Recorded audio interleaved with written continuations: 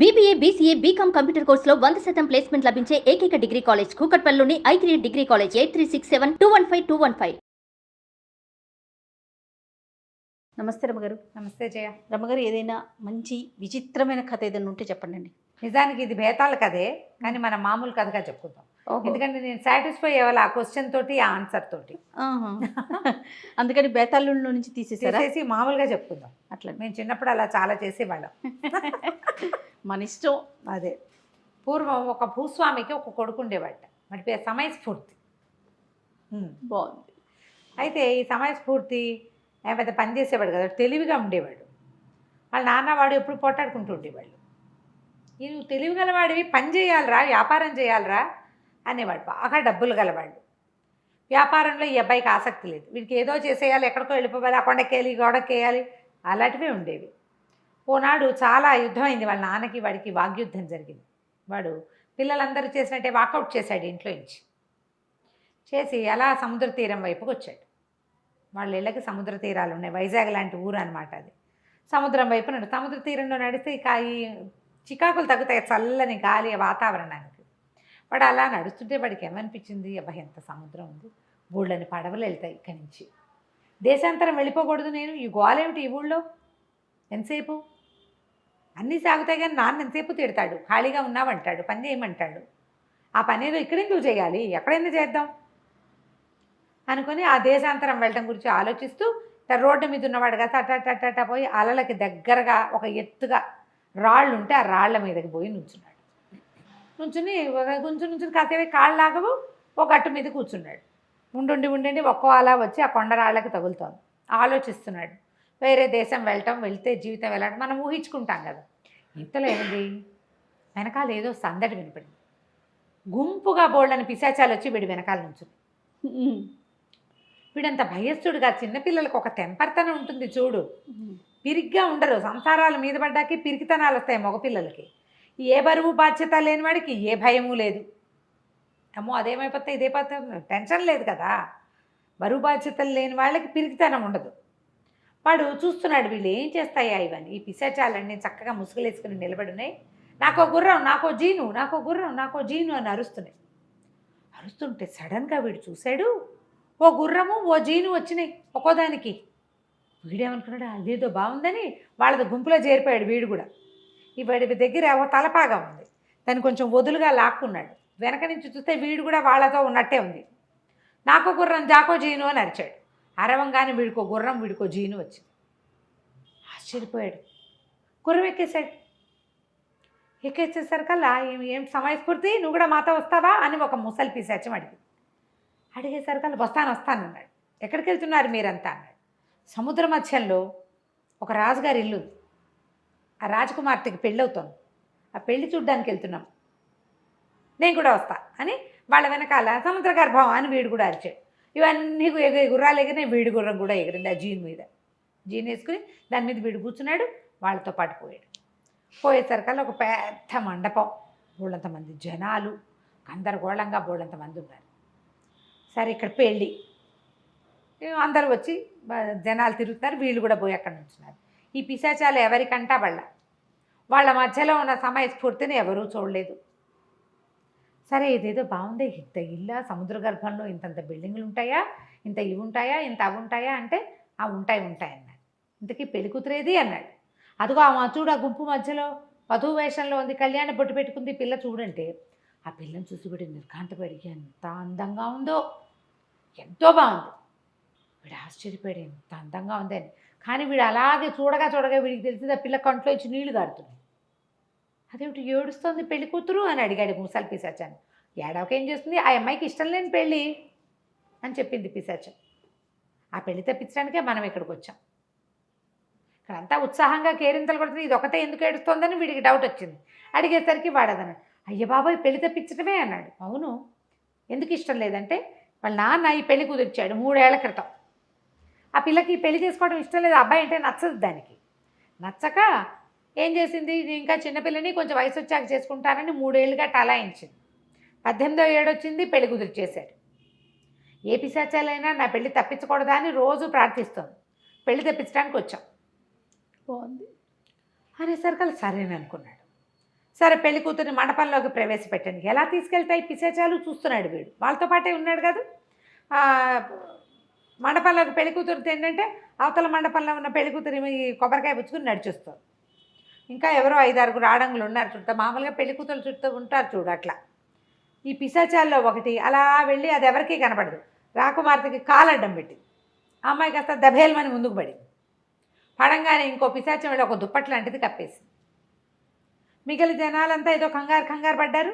ఆ అమ్మాయిని కాస్త భుజానేసుకున్నారు వీళ్ళు. రాజకుమార్తె ఏది ఏది ఏది అని వాళ్ళు వెతుక్కుంటున్నారు. ఆ దుప్పటి వేశాక ఇంకా ఆ పిల్ల ఎవ్వరికీ కనపడలే. పడింది, కనపడలేదు అంటున్నారు అందరూ. వీడు పరిగెత్తాడు వీళ్ళతో పాటు. అక్కడ చాలామంది మగవాళ్ళు ఉన్నారు, తనని వాళ్ళు ఏం పట్టించుకుంటారు.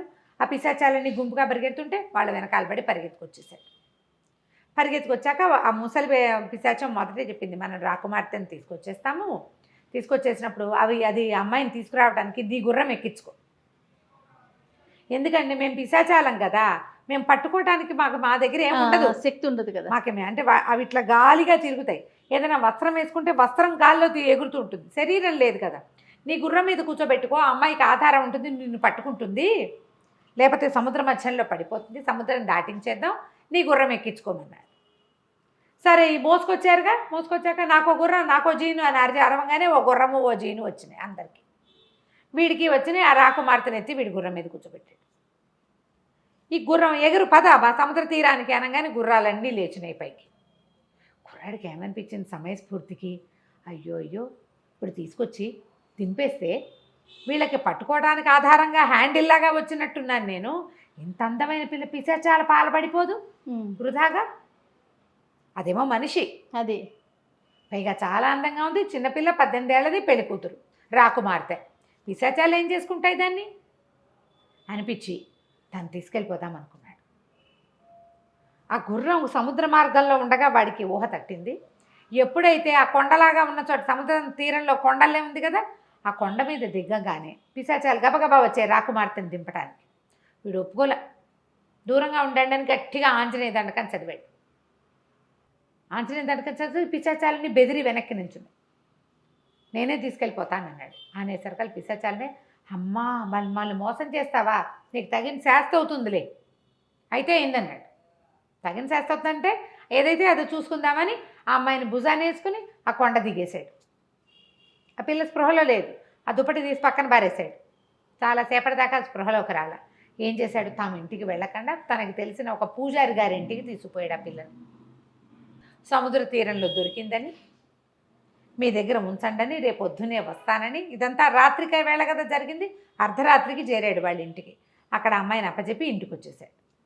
మర్నాడు పొద్దున వెళ్ళేసరికల్లా ఆ పిల్లని పలకరించబోయేసరికల్లా ఆ పిల్ల అంది, నోట్లో మాటలేదు, మాట పడిపోయింది దాన్ని.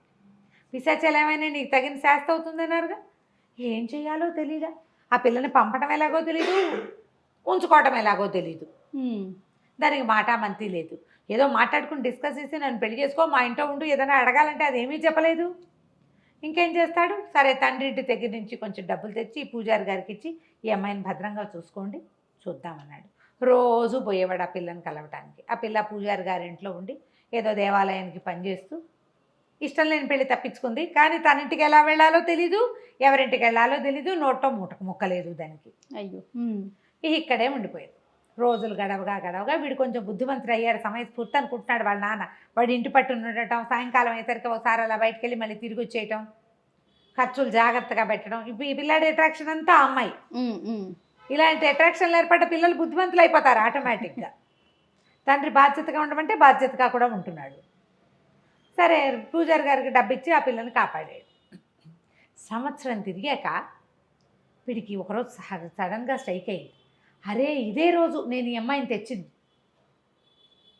పిశాచాలు నాకు కనపడ్డ రోజు ఇదే అని చెప్పి ఏమనుకున్నాడు, సముద్ర తీరానికి తీసుకున్నా వాడే వెళ్ళాడు. వెళ్ళి ఆ కొండెక్కి కూర్చున్నాడు. రాత్రి అయ్యేసరికల్లా పిశాచాలన్నీ వచ్చాయి. ఏం సమయస్ఫూర్తి, మమ్మల్ని మోసం చేసి వెళ్ళావుగా, మళ్ళీ వచ్చామే అని ఒకటి ఓ పిశాచం. ఆ పెద్ద మోసం చేసి తీసుకెళ్ళాడు, ఏముందిలే ముద్దును ఏం చేసుకుంటాడు అని రెండోది. మూడో పిశాచం అంది, ఏముంది వాళ్ళ వాకిట్లో ఉన్న మొక్కకి పాలు తీసుకొస్తే సరి, వీడికి తెలియదుగా అన్నది. అనగానే వీడికి ఏంటి, మా వాకిట్లో ఒక మొక్క ఉందా, ఆ మొక్కకి రసం తీసి పోస్తే దానికి మాట వస్తుందా? పోయాడు.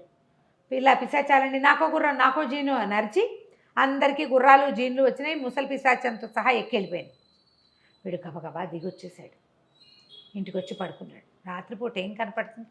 తెల్లవారి పొద్దున్నే చూస్తే వాళ్ళ గుమ్మం పక్కనే ఒక విచిత్రమైన మొక్క ఉంది. ఏవో ఉన్నాయి, వాడు ఎప్పుడు అబ్జర్వ్ చేయాలి, చూస్తే కదా మనకు తెలిసేది. వాడు ఏమనుకున్నాడు, ఈ మొక్కతోటి ఏందో ఉంది, దీని రకం చూద్దామని ఆ మొక్కను తీసుకుని కల్వంలో వేసి నూరాడు. నూనెలాగా ఒక పదార్థం వచ్చింది. అది దాన్ని మందు ఎలా చేయాలి వీడికి ఏం తెలియదు, ట్రై చేస్తున్నాడు అంతే. సరే కొంచెం ఏం చేశాడు, పాలు తీసుకుని పాలల్లో పోసి పొయ్యి మీద పెట్టించాడు. కాగి ఏదో చిక్కగా తయారైంది.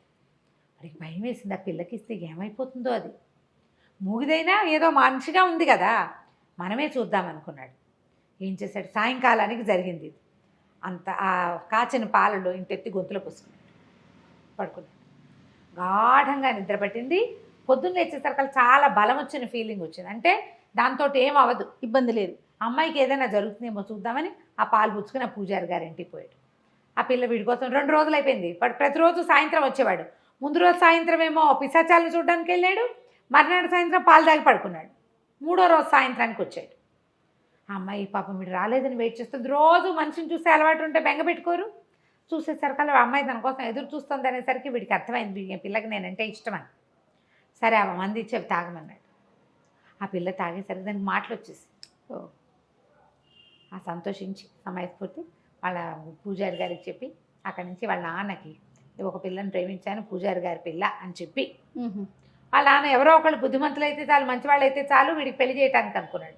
ఆ అమ్మాయి సముద్ర గర్భంలో ఉన్న సముద్ర గర్భపు రాజకుమార్తె అన్న మాట తెలియదు. దాని మీద ఒంటి మీద చక్కగా నగలు అన్నీ ఉన్నాయి. నగలతో పూజారి గారి అమ్మాయినే అనుకున్న తర్వాత ఎప్పుడో చెప్పుకుంటాడు.